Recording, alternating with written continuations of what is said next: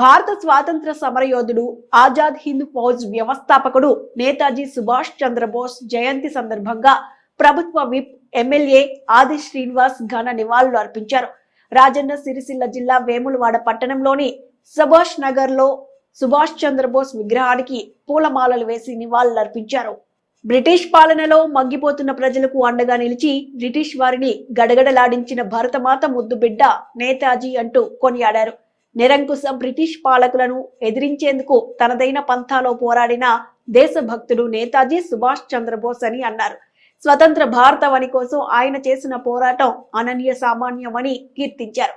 దేశం కన్నా ఏది మిన్న కాదు అని చెప్పిన ఆ యోధుని స్ఫూర్తి ఎప్పటికీ అనుసరణీయమేనని చెప్పుకొచ్చారు.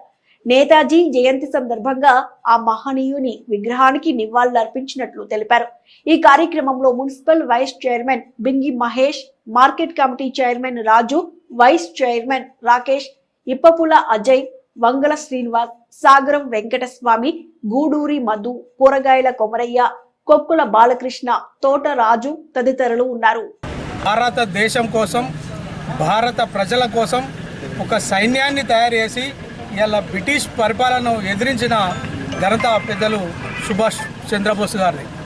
ఆయన చరిత్ర చూసుకుంటే ఆయన జీవితమే ఒక మిలిటరీలో పనిచేసి ఆయన జీవితమే భారతదేశానికి త్యాగం చేసి ఇలా ఒక చెంప కొడితే 2 చెంపలు కొట్టాలనే విధానం తీసుకొచ్చి ఇలా భారతదేశం కోసం ఒక సైన్యాన్ని తయారు చేసి బ్రిటిష్ పరిపాలనను ఎదిరించిన ఘనత పెద్దలు సుభాష్ చంద్రబోస్ గారు. వారి వేములవాడలోని సుభాష్ నగర్లో సుభాష్ చంద్రబోస్ జయంతి సందర్భంగా ఇచ్చేసినటువంటి మన నియోజకవర్గ శాసనసభ్యులు, మన ప్రభుత్వ వైపు, మన ఎమ్మెల్యే శ్రీరణ గారికి, మన కాంగ్రెస్ నాయకులకు, మన కౌన్సిలర్లకు, ఇక్కడికి వచ్చిన కార్యకర్తలకు, ముఖ్యులకు అందరికీ ధన్యవాదాలు తెలుపుకుంటూ, సుభాష్ చంద్రబోస్ త్యాగాలు చేసిన వారి దేశం కొరకు పోరాడి వాళ్ళు ప్రాణాలు వేయడం జరిగింది. అదేవిధంగా అట్లాంటి యోధులు ఎంతోమంది మన దేశం కొరకు పోరాడిండు.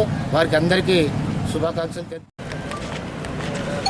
సుభాష్ చంద్రబోస్ గారి జయంతి సందర్భంగా వేములవాడ పట్టణంలోని సుభాష్ నగర్లో వారి ప్రతిమకు కాంగ్రెస్ పార్టీ పక్షాన పూలమాలను సమర్పిస్తూ వారి వీర గాథలను, స్వాతంత్ర ఉద్యమంలో మన భారతదేశాన్ని బ్రిటిష్ పరిపాలకులు పాలిస్తూ పట్టి పీడిస్తూ నియంతృత్వ పోకడలో మన దేశంలో ఉన్న సొమ్మునంతా వారి దేశానికి తరలించేటువంటి సందర్భంలో ఓవైపు భారతదేశ ప్రజలందరూ కూడా ఉద్యమిస్తూ స్వాతంత్రం కావాలని మహాత్మా గాంధీ గారి ఆధ్వర్యంలో స్వాతంత్ర ఉద్యమాన్ని ఉవ్వెత్తున ఉరకలేసే విధంగా తీసుకుపోయే క్రమంలో సుభాష్ చంద్రబోస్ గారు మిలిటరీ డ్రెస్లోనే కనిపిస్తారు.